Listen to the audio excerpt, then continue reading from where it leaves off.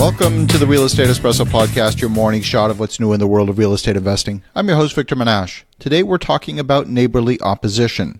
Today's story is about a project that we had underway over the last year and a half. It's a project that should have been completed in the span of about 6 months, and instead it took close to a year and a half. And neighborly opposition was a big factor in the delay in that project. On this particular project, we had no less than 6 attempts by neighbors to block the development of our project. We talked last week about the nomadic workers, and this particular project is a 199-unit RV park. It's specifically designed to support the legions of workers that are building the very large mega projects in southwest Louisiana, the liquefied natural gas plants, the ethane crackers, the seaport expansions. All of those mega projects have legions of construction workers that are coming into town. Many of them choose to stay in RVs.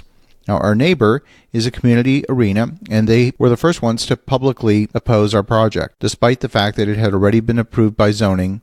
So the entitlement for the projects were already in place several years before we started the project. There are really 5 things that you need to have a viable project. You need a road to access your property. You need water, you need sewer, you need electric, and you need internet service. You need all 5 of these in order to have a viable project.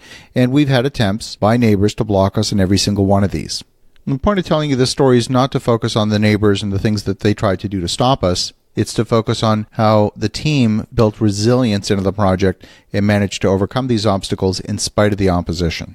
These attempts to block our project were in no particular order, so we'll start with number 1, and that had to do with the boundary of the property. Before we started construction, we commissioned a survey, and lo and behold, that survey didn't match 2 other surveys that were pre-existing. In fact, none of the 3 surveys agreed. We're not talking a small discrepancy. In the case of one survey, the discrepancy was 12 feet, and in the case of another survey, the discrepancy was 75 feet. We hired the most senior, most respected surveyor in the community, and he was able to duke it out with the other surveyors, and in fact, we prevailed. In fact, we acquired about an additional 75 feet of property that we didn't even know that we had. So that was the land survey. Number 2, access to water. We had 2 choices on places to get water. We could get water on one side of the property or the other. In one case, it was only a few hundred feet away. In the second case, it was almost half a mile away. Now, this particular property, in fact, all the land in the area at one time was owned by a single family. With each subsequent generation, the land got subdivided and bits and pieces of it sold off to various entities, including the arena. Every time the land gets subdivided, you need to provide some form of access, otherwise it's possible to create a parcel of land that is stranded in the middle that becomes inaccessible. On one side of the property, there's a road allowance that is actually owned by the city, and the city built a roadbed on that particular road allowance. On the other side, there was a road allowance that was created that was jointly owned by different family members. The family members weren't necessarily getting along. In order to get access to water, we would need to get an easement from one neighbor or the other. This is simply the right to get a water pipe buried underneath the ground to provide water supply to our property. And in both cases, both neighbors refused to give us that easement. Now, in this particular community, even the municipal water supply comes from a deep underground aquifer. In the end, we made the decision to drill 2 500-foot wells that would provide a municipal-grade water supply, and we would build our own captive water treatment plant on the property. Obstacle number 3 was the sewage. Well, guess what? Same situation. They were not willing to give us access to the sewer. Here, too, we designed our own captive sewage treatment plant. Again, the additional cost of a couple $100,000. And while the upfront investment for water and sewer is a little bit higher, at the end of the day, we're not paying water and sewer charges to the city, so at the end of the day, we're going to save some money in terms of operational cost. Next, we have electricity. About 40 feet from our property, there's a power pole with a transformer on it, which means the power is right there almost at the edge of the property. Now, when the easement was drawn for the electricity, it was not drawn very precisely. And our neighbor argued that the easement did not extend to the end of the property, which is not in keeping with the convention that the utility utilizes. Here, too, the neighbor was trying to block us gaining access to electricity. We examined several alternatives, including the possibility of building a 10-megawatt diesel generator on the site, which would certainly work. Of course, the downside is that a 10-megawatt diesel generator would generate some fumes.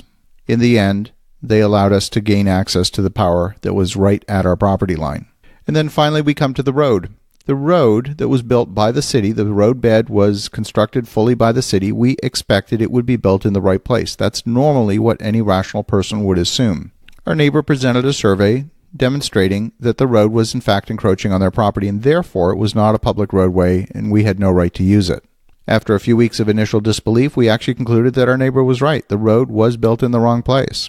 And several months of negotiation ensued. We were eventually getting nowhere, so we decided to relocate the road and make it fit entirely within the road allowance. And what that meant was taking the drainage ditch that had been built by the county and enclosing that drainage ditch in a pipe in order to make room for the road so it would fit entirely within the road allowance.